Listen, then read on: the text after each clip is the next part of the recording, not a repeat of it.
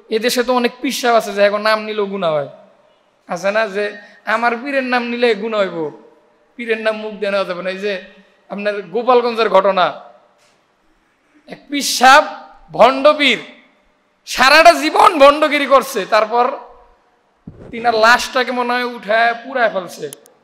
না, এটা এটা কখনো ইসলাম সাপোর্ট করে না যে একটা লাশকে কবর থেকে উঠায়া পুরানো, এটা কখনো ইসলাম সাপোর্ট করে না। কিন্তু তার যে কর্মকাণ্ডগুলো ছিল এগুলো অবশ্যই এগুলোর প্রতি নিন্দা জানানো দরকার। এবং তারা নাকি ওই সময় প্রশাসনের কাছে এই বিষয়ে লিপিবদ্ধ করেছিল, বলছিল। ওই সময় নাকি এই বিষয়ে তারা মাথাচাড়া দেয় নাই, কিন্তু সাধারণ পাবলিক যখন এটার উপর খেপছে তখন তো তারা পাবলিকের মাইর তো বুঝে নেই, একদম পাবলিক এটার একদম নষ্ট করে দিছে। না, এটা করা ঠিক হয় নাই। একদম লাশটাকে পুরানো, এটা ইসলাম সাপোর্ট করে না। আমরা যে মাসটি অতিবাহিত করতেছি এই মাসটি সম্পর্কে সকলেই জানেন। মাসটির নাম হচ্ছে পবিত্র রবিউল আউয়াল মাস, ঠিক না? তো যেহেতু রবিউল আউয়াল মাস, নবীজির উম্মত এ মাসে আনন্দিত হবে আবার দুঃখিতও হবে। আনন্দের চেয়ে দুঃখটা বেশি হবে, কারণ এ মাসেই আমাদের নবীজি আমাদেরকে ছেড়ে চলে গেছেন। তো নবীজির ইন্তেকালে, নবীজির মৃত্যুতে একজন উম্মত হিসাবে ব্যথিত হওয়া এটাও একটা উম্মতের কর্তব্য। কারণ নবীর ইন্তেকালের মাসে শুধু যদি একটা বিষয় নিয়েই থাকি, জন্মদিন আনন্দ নিয়েই থাকি, কেক কাটা, র্যালি করা, জুসনে জুলুস করা, আরও যত রকম কর্মকাণ্ড আছে এগুলো করা নিয়েই যদি থাকি, তাহলে এটা একটা উম্মতের কর্তব্য, উম্মতের জন্য শোভা পায় না। আর একজন খাঁটি আশেক রাসূল, যিনি নবীজির খাঁটি আশেক, খাঁটি ভক্ত, সে নিজের ভক্ত, নিজের আশেক গিরিটা এটা কিভাবে প্রমাণিত করবে? এটার প্রমাণিত করার একটা চাবিকাঠি হচ্ছে নবীজিকে অনুসরণ করা। কথা বলে ঠিক কিনা? নবীর অনুকরণ। নবীর অনুসরণ আমার মধ্যে নাই, আমি আছি নবীর মিলাদ নিয়ে। কথা কোন ঠিক কিনা? এরকম লোক আছে না নাই? আরে ভাই, নবীর মিলাদে তো আবু জাহেল খুশি হয়েছে, আপনি মিলাদে খুশি হয়ে 250 টাকা দামের কেক কাটেন, আর আবু জাহেল খুশি হয়ে ওই সময়ের বাদী আজাদ করে দিছে। দাসী সুহাইবা গিয়া নবীজির জন্মের সংবাদ দিছে যে আপনার ভাতিজা আইছে মোহাম্মদ। কয় তুই সংবাদ দিছ, যা তোরা আজাদ করে দিলেন। তো ওই আবু জাহেলের কপালে কি নবীর অনুসরণ ছিল? নবীকে অনুসরণ করছে? করে নাই। তো নবীজির অনুসরণ, উম্মত হিসাবে অনুকরণ, অনুসরণ, এটাই হচ্ছে উম্মতের খাঁটি পরিচয়। কথা বলে ঠিক কিনা? যে আয়াতে কারিমা আপনাদের সামনে তিলাওয়াত করেছি, আয়াতের মধ্যে আল্লাহ তাআলা এই কথাই বলতেছেন। আল্লাহ বলতেছেন, কুল, হে নবী আপনি বলুন। কাকে বলছেন? আপনার আমার নবীকে। কাকে? আপনার আমার নবী। আমাদের নবীজির নাম কি? মুহাব্বতে বলেন, বলেন না, মুহাব্বতে নবীজির নামটা বলেন, মুহাম্মাদুর রাসূলুল্লাহ সাল্লাল্লাহু আলাইহি সাল্লাম। নবীজির নাম নিছেন, গুনাহ হইছে মনে হয় না? কিন্তু এদেশে তো অনেক পিসাব আছে যে এখন নাম নিলেও গুনাহ হয়, আছে না? যে আমার পীরের নাম নিলে গুনাহ হইব, পীরের নাম মুখ দিয়ে নেওয়া যাবে না। এই যে আপনার গোপালগঞ্জের ঘটনা, এক পিসাব ভণ্ড পীর সারাটা জীবন ভণ্ডগিরি করছে, তারপর তিনার লাশটাকে মনে হয় উঠায় পুরায় ফেলছে। না, এটা এটা কখনো ইসলাম সাপোর্ট করে না যে একটা লাশকে কবর থেকে উঠায়া পুরানো, এটা কখনো ইসলাম সাপোর্ট করে না। কিন্তু তার যে কর্মকাণ্ডগুলো ছিল এগুলো অবশ্যই এগুলোর প্রতি নিন্দা জানানো দরকার। এবং তারা নাকি ওই সময় প্রশাসনের কাছে এই বিষয়ে লিপিবদ্ধ করেছিল, বলছিল। ওই সময় নাকি এই বিষয়ে তারা মাথাচাড়া দেয় নাই, কিন্তু সাধারণ পাবলিক যখন এটার উপর খেপছে তখন তো তারা পাবলিকের মাইর তো বুঝে নেই, একদম পাবলিক এটার একদম নষ্ট করে দিছে। না, এটা করা ঠিক হয় নাই। একদম লাশটাকে পুরানো, এটা ইসলাম সাপোর্ট করে না। তো কোন কথা থেকে গেলাম? আমাদের নবীজির নাম আমরা বললাম, এতে গুনাহ হইছে? গুনাহ হয় না, আরো সওয়াব হইছে। নবীজির নাম বলছি, সাল্লাল্লাহু আলাইহি ওয়াসাল্লাম। বলেন সবাই সাল্লাল্লাহু আলাইহি সাল্লাম। এই সাল্লাল্লাহু আলাইহি সাল্লাম বললেন, হাদিসে আছে, মান সাল্লা আলাইয়া ওয়াহিদাতান সাল্লাল্লাহু আলাইহি আশারা। কেউ যদি নবীজির উপর নবীজির নাম শোনার পর দরুদ পড়ে ওয়াহিদান, কয়বার? একবার, তাহলে আল্লাহর রাসূল বলেন আশারা, তার আমল নামায় 10টা সওয়াব হয়। সুবহানাল্লাহ। তো আল্লাহ তাআলা তার রাসূলকে ডাক দিয়ে বলেন, কুল, হে নবী আপনি বলুন। কাদেরকে বলবেন? আপনার উম্মতদেরকে বলেন, ইন কুনতুম তুহিব্বুনাল্লাহ, যদি আপনার উম্মতেরা তুহিব্বুনাল্লাহ, আমি আল্লাহর ভালোবাসা পেতে চাই। কার ভালোবাসা পেতে চাই? আল্লাহর ভালোবাসা পেতে চান কি আপনারা? পৃথিবীতে কি এমন কোন মানুষ আছে যে আল্লাহর ভালোবাসা চায় না? সবাই কিন্তু আল্লাহর ভালোবাসা চায়। তো দেখেন আল্লাহ আয়াতের মধ্যে স্পষ্ট করে বলতেছেন যে ইন কুনতুম তুহিব্বুনাল্লাহ, কেউ যদি আমি আল্লাহর ভালোবাসা পেতে চায়, ফাত্তাবিউনি, নবী আপনি তাদেরকে বলেন তারা যেন ফাত্তাবিউনি, আপনি মুহাম্মদের ইত্তেবা করে, অনুসরণ করে। সুবহানাল্লাহ বলেন। ফাত্তাবিউনি ইউহিব্বুকুমুল্লাহ, কেউ যদি আপনার অনুসরণ করে, ইউহিব্বুকুমুল্লাহ, আমি আল্লাহ তাকে ভালোবাসবো। সুবহানাল্লাহ। আগামীকালকে সুবহানাল্লাহ কইবেন নাকি আজকে কইবেন? আওয়াজ দিয়ে কোন সুবহানাল্লাহ। শুধুমাত্র কি আল্লাহ ভালোবাসবে এটা না, আল্লাহ এরপরে বলতেছেন নবী গো উম্মতরে জানায়া দেন। কি জানামু আল্লাহ? ওয়াগফির লাকুম যুনুবাকুম, কেউ যদি আপনার অনুসরণ করে, আমি আল্লাহ কি তারে শুধু ভালোবাসবো না, ওয়াগফির লাকুম যুনুবাকুম, তার জীবনের সমস্ত গুনাহ মাফ করে দিব। আল্লাহু গফুরুর রহিম, নবী গো আমার একটা সিফাত হচ্ছে, আমার একটা নাম হলো গফফার, আর একটা নাম হলো রহমান, আর একটা নাম হলো রহিম। বলেন না সুবহানাল্লাহ। ভাইরা আমার, তো কেউ যদি আল্লাহর ভালোবাসা পেতে চায় তাহলে আল্লাহর রাসূলের অনুসরণ করতে হবে। আজকে তো আমরা নবীর অনুসরণ, নবীরে ভালোবাসি, শুধু মুখে মুখে ভালোবাসি না, শুধুমাত্র মুখে মুখে ভালোবাসলে হবে না, নবীরে বছরে একদিন ভালোবাসলে হবে না। আমার নবীর তো আশেক ওই রকম আশেক হওয়া উচিত যে 365 দিনে ভালোবাসবো, নাকি একদিন রবিউল আউয়ালে ভালোবাসবো না, আমার নবীরে সারা বছর ভালোবাসতে হবে। কেউ যদি আমার নবীরে ভালোবাসে, আল্লাহ তারে ভালোবাসবেন। বলেন সুবহানাল্লাহ। আরে মানুষের কথা তো বাদ দিলাম, দেখেন না আমার নবীর জন্য মানুষ বাদে আরো কত আল্লাহর মাখলুকাত আছে, আল্লাহর সৃষ্টি জীব আছে, তারাও আমার নবীর জন্য পাগল। আল্লাহর রাসূল সাল্লাল্লাহু আলাইহি সাল্লাম মসজিদে নববীর মধ্যে, এই যে আমি যেমন আপনাদের সামনে মেম্বারের মধ্যে বসে খুতবা দেই, আল্লাহর রাসূল মসজিদে নববীতে একটা খেজুর গাছের সাথে ট্যাগ লাগায় আল্লাহর রাসূল খুতবা দিতেন। ওই সময় মুসল্লির সংখ্যা কম ছিল, আল্লাহর রাসূল বসে হেলান দিয়া খুতবা দিতেন। কিন্তু পর্যায়ক্রমে মুসল্লির সংখ্যা যখন বেশি হয়ে গেল, মুসলমানের সংখ্যা যখন বেশি হয়ে গেছে, সাহাবায়ে কেরাম আল্লাহর রাসূলরে পরামর্শ দিলেন, ওগো আল্লাহর নবীজি খেজুর গাছের মধ্যে ট্যাগ লাগায় খুতবা দেন, এতে আপনার কথা শুনতে আমাদের কষ্ট হয়, আপনারও বলতে কষ্ট হয়। আপনি যদি অনুমতি দেন, আমরা সাহাবায়ে কেরাম আপনার জন্য বড় একটা মিম্বারের ব্যবস্থা করব। বলেন সুবহানাল্লাহ। আল্লাহর রাসূল রাজি হয়ে গেলেন। তো আল্লাহর রাসূল যখন রাজি হয়ে গেলেন, হঠাৎ করে মসজিদে নববী থেকে একটা ছোট বাচ্চা যেমন কান্না করে এরকম কান্নার আওয়াজ আসতে লাগলো। আল্লাহর রাসূল আব্দুল্লাহ ইবনে মাসুদকে ডাক দিয়ে বলে, আরে আব্দুল্লাহ গিয়ে দেখো না কে কান্না করতেছে।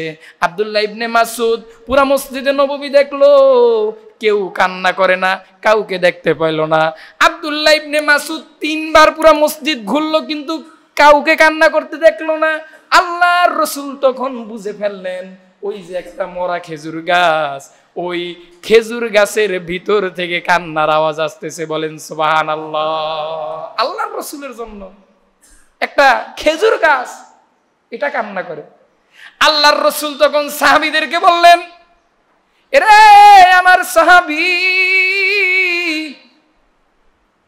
আমি রাসূলের জন্য তো এখন অন্য কেউ কান্না করতেছে না, এই যে একটা মরা খেজুর গাছ তোমরা দেখতেছো, এই মরা খেজুর গাছ আমি রাসূলের বিরহে কান্না করতেছে। আল্লাহর রাসূল খেজুর গাছটাকে জিজ্ঞাসা করলেন, রে খেজুর গাছ তুই কান্দুস কে? খেজুর গাছ ডাক দিয়া বলে, গো নবীজি, এতদিন আপনি আমার গায়ে ট্যাগ লাগায়া খুতবা দিতেন, আজকের থেকে আপনি আমারে খুতবা দিবেন না, আপনার ওই পবিত্র দেহের স্পর্শ আমি পাবো না গো নবীজি, ওই বিরহে আমি কান্না করি। আল্লাহর রাসূল তখন খেজুর গাছের জন্য দোয়া করলেন, ওগো আল্লাহ, ওগো মালিক, মক্কার আরবের কাফেররা আমারে চিনে নাই, কিন্তু এই যে মরা খেজুর গাছ আমারে চিনছে। ওগো আল্লাহ, এই খেজুর গাছটারে তুমি আমি রাসূলের সাথে জান্নাত দিবা। সুবহানাল্লাহ। ওই খেজুর গাছ হাদিসে আছে উস্তুনে হান্নানা। খেজুর গাছের নাম কি? উস্তুনে হান্নানা। তো ওই খেজুর গাছকে আল্লাহ রাসূল ডাক দিয়ে বলছে, খেজুর গাছ তুই কান্দিস না, আমি নবীজি ওয়াদা দিলাম জান্নাতে তুই আমি রাসূলের সাথে থাকবি এবং তোর গাছ থেকে খেজুর পেরে পেরে আমি নবীজি নিজে ভক্ষণ করব। বলেন না সুবহানাল্লাহ। তো ভাইরা আমার, দেখেন খেজুর গাছ কেমন আল্লাহর রাসূলের জন্য পাগল, কিন্তু আমরা উম্মত হইয়া নবীজির জন্য পাগল হই না। রবিউল আউয়াল মাস চলতেছে, কি শিক্ষা নিবেন? আমি রবিউল আউয়াল মাসের গোটা মাসটাই রাসূলের সিরাতের উপর আলোচনা করব বলছিলাম। এজন্য আপনাদেরকে শুধু নবীজির সিরাতেই শোনাবো, নবীর জীবন আদর্শ।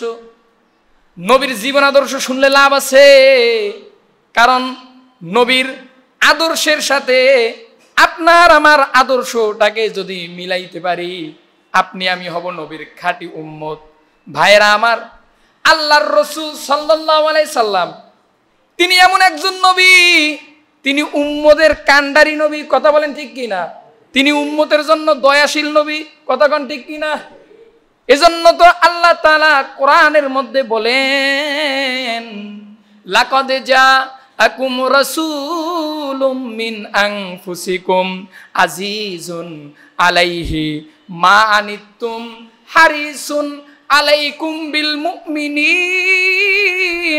বিল মুমিনিনা রাউফুর রহিম। আল্লাহ তাআলা আল্লাহর রাসূল সম্পর্কে বলতেছেন, লাকাদ জাআকুম রাসূলুম মিন আনফুসিকুম, তোমাদের জন্য আমি আল্লাহ এমন একটা নবী দিলাম যেই নবী উম্মতের জন্য, লাকাদ জাআকুম রাসূলুম মিন আনফুসিকুম আজিজুন আলাইহি মা আনিতুম হারিসুন আলাইকুম বিল মুমিনিন রাউফুর রহিম। যেই নবী উম্মতের জন্য বড় মায়াশীল, উম্মতের জন্য বড় দয়াশীল। ভাইরা আমার, আল্লাহর রাসূল আপনার আমার জন্য অনেক কষ্ট করেছেন, জিহাদের ময়দানে রক্ত দিয়েছেন। কথা বলেন ঠিক কিনা? আল্লাহর রাসূলের জীবনের একটা আদর্শ হচ্ছে আল জিহাদু ফি সাবিলিল্লাহ। কথা বলেন ঠিক কিনা? আল্লাহর রাস্তায় জিহাদ।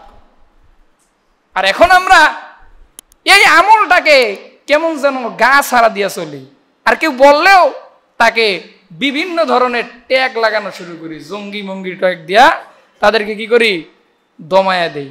কিন্তু আপনারা সকলেই জানেন এই জঙ্গি ট্যাগ এগুলো কিন্তু বর্তমান এই ওষুধ আর খায় না। কারণ গত 2 দিন আগের যে ঘটনা দেখছেন, বাংলার জমিন আগামীতে যে কোরআনের জমিন হবে, এটা বাংলার ছাত্ররা এটা প্রমাণ করে দিছে। কথা বলেন ঠিক কিনা? ভাইরা আমার, তাই আসুন, একজন মুসলমানের তো এই ঈমান থাকা দরকার যে এই বাংলার জমিনটা যেন কোরআনের আদর্শে চলুক। কথা বলেন ঠিক কিনা? কোরআন অনুযায়ী চলুক, এটা চান কি চান না? কারণ কোরআন অনুযায়ী যদি চলে তাহলে কোনো জালেম থাকবে না, ঠিক কিনা? জালেমের জুলুম থাকবে না, চাঁদাবাজি থাকবে না, এগুলো উঠে যাবে ইনশাআল্লাহ। বলেন ইনশাআল্লাহ। আল্লাহ তাআলা কবুল করুন, বলেন আমিন। তো আমার রসুলের জীবনের একটা আদর্শ হল আল জিহাদু ফি সাবিলিল্লাহ। সাহাবী আল্লাহর রসুলের কাছে আইসা বলছে, ইয়া রাসূলুল্লাহ, বুখারীর হাদিস, মনোযোগ দেন আমার দিকে। আল্লাহর রসুলের জিজ্ঞাসা করছেন, নবীজি আল্লাহর কাছে উত্তম আমল কি কি? আল্লাহর রসুল বললেন, আস-সালাতু আলা ওয়াক্তিহা, সময় মতো নামাজ আদায় করা। এরপর আল্লাহর রসুল বলেন বিররুল ওয়ালিদাইন, 2 নাম্বার হলো পিতামাতার খেদমত করা।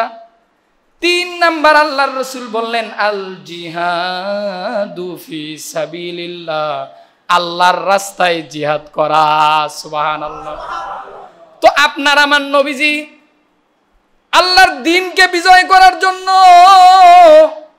আল্লাহর রসুল আল্লাহর রাস্তায় জিহাদ করেছেন। আমার নবীজি নিজে গর্ত খনন করতেছে।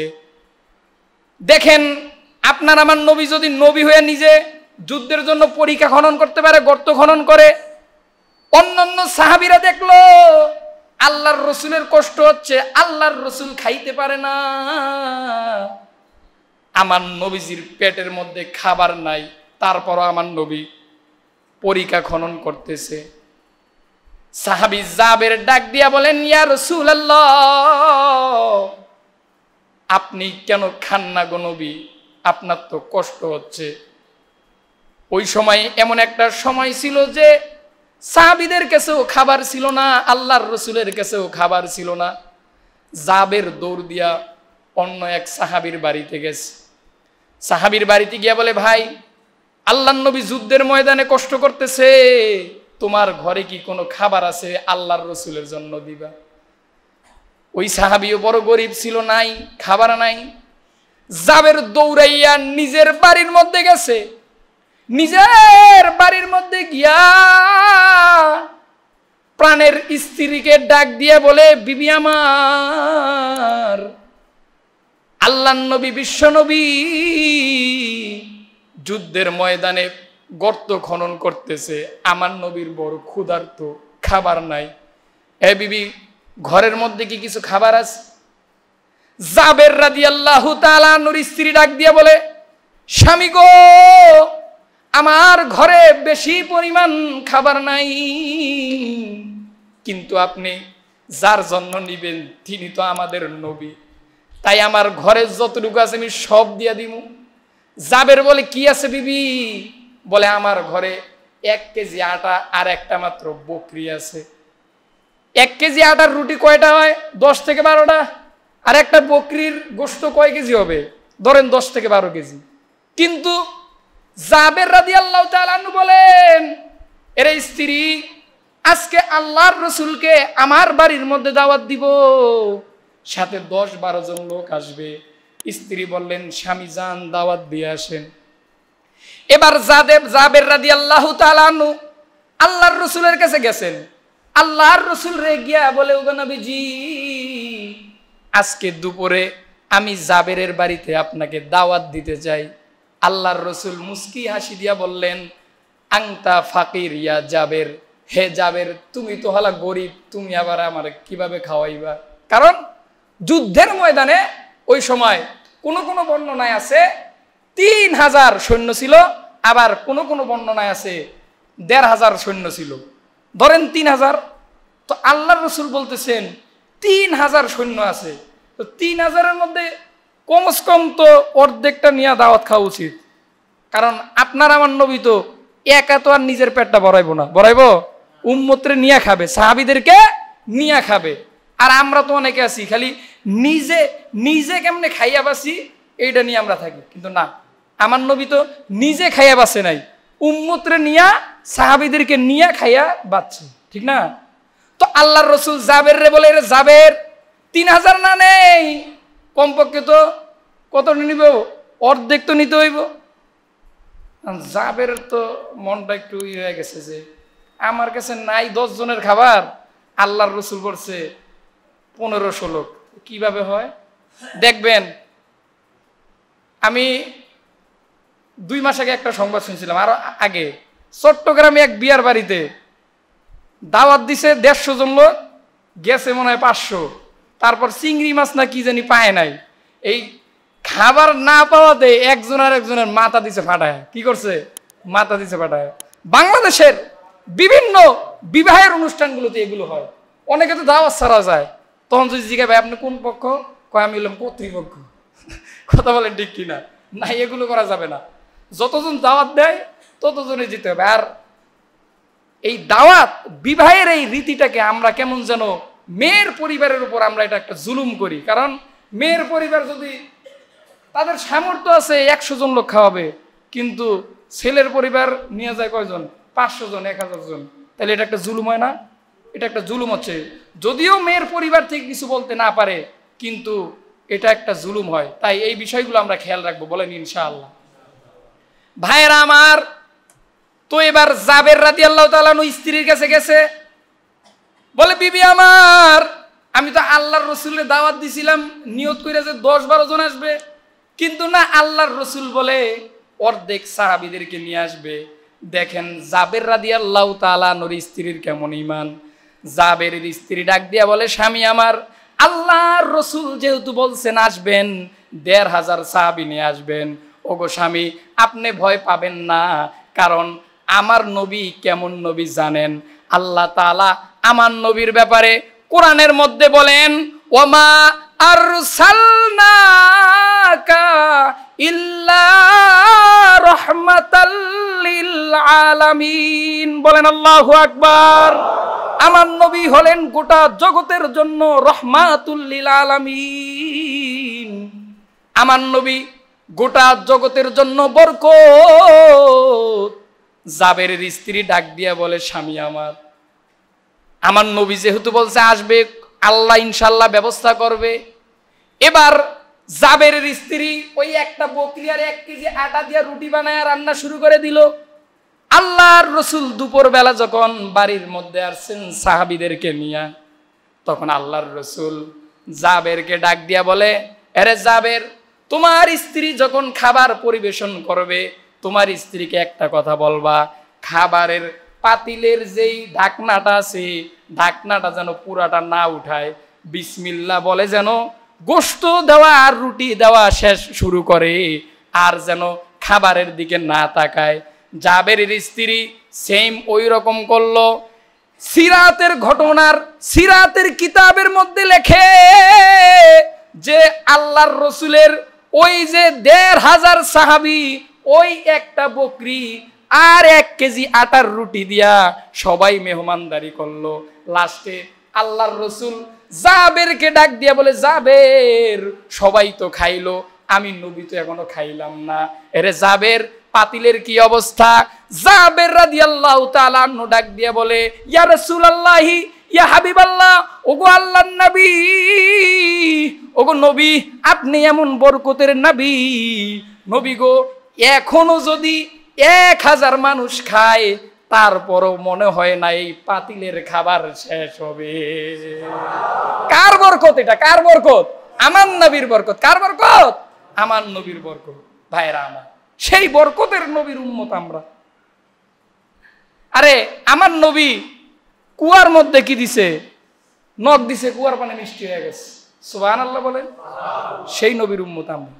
এগুলো বিশ্বাস, এগুলো নবীর মুজিজা, এগুলোকে বিশ্বাস করা একটা নবীর উম্মত হিসাবে এটা আমাদের কর্তব্য। কারণ আপনার আমার নবী, আল্লাহ পাক চাইলে নবীকে সবকিছুই করতে পারে। কথা বলেন ঠিক কিনা? এজন্য সেই নবীর মোহাব্বত অন্তরে লাগবে কি লাগবে না? হাদিস, যেই হাদিসটা আপনাদের সামনে তিলাওয়াত করেছে, আল্লাহর রাসূল সাল্লাল্লাহু আলাইহি ওয়াসাল্লাম হাদিস শরীফের মধ্যে বলেন, লা ইউমিনু আহাদুকুম হাত্তা আকুনা আহাব্বা ইলাইহি মিন ওয়ালিদিহি ওয়া ওয়ালাদিহি ওয়ান নাসি আজমাইন। আল্লাহর রাসূল বলেন, হে আমার উম্মতেরা, তোমরা ততক্ষণ পর্যন্ত খাঁটি ঈমানদার হতে পারবা না, কতক্ষণ পর্যন্ত? যতক্ষণ পর্যন্ত তোমাদের স্ত্রী সন্তান সন্ততি থেকে আমি রসুলকে বেশি মহব্বত করবা না। অর্থাৎ আল্লাহর রসুলকে যতক্ষণ পর্যন্ত নিজের জীবনের চেয়ে বেশি মহব্বত করবেন না, ততক্ষণ পর্যন্ত আপনি খাঁটি প্রকৃত ঈমানদার হতে পারবেন না। ভাইরা আমার, দেখেন সাহাবীরা আল্লাহর রসুলের কেমন মহব্বত করছেন।